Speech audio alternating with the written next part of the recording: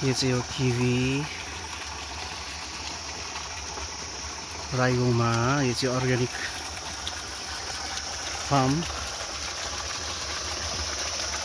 यो चाहिँ हो रेनबो ट्राउट। यो सबै पापाले गर्नुहुन्छ। त्यसरी यहाँ पनि छ, हेर्नुहोस्। कसैलाई रेनबो ट्राउट खाने इच्छा भए राईगाउँमा हाम्रो पापा रञ्जित राईलाई तपाईँले कन्ट्याक्ट गर्न सक्नुहुनेछ। यो बनाना बस्तीको। फेरि यहाँ हेर्नुहोस् त, यो चाहिँ हो हाम्रो ग्ल्याडिस फ्लावर्स, आमाले लाउनु भएको। यो सबै हो यहाँ पर देख्दै गर्नुभएको, यो सबै सुन्तला हो, सुन्तला फार्म। र यो एकदमै रमाइलो छ यो अर्ग्यानिक फार्म।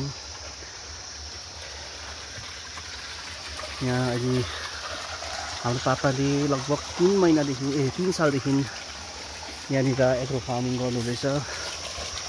जसलाई पनि ट्राउट भयो, सुन्तला भयो, बस्तीको केरा, किवी, खोर्सानी, जे पनि तपाईँलाई चाहे राईगाउँ रञ्जित राई मेरो पापाको नाम हो, उहाँलाई कन्ट्याक्ट गर्न सक्नुहुनेछ तपाईँले।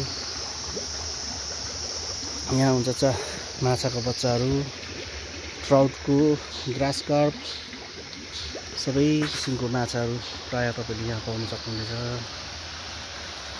यहाँ फेरि किरा, चिनी चम्पा, यसलाई चिनी चम्पा भन्छ।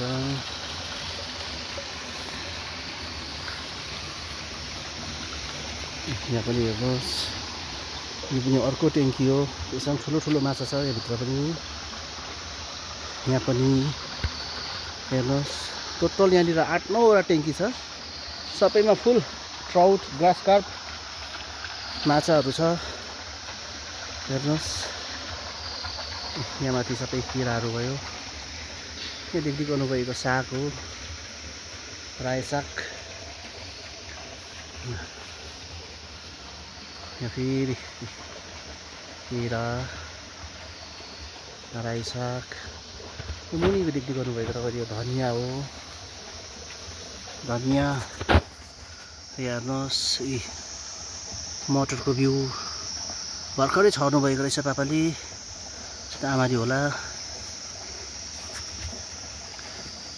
अरू कुराको लागि तपाईँहरूले के चाहे राईगाउँ रञ्जित राई तपाईँले कन्ट्याक्ट गर्न सक्नुहुनेछ।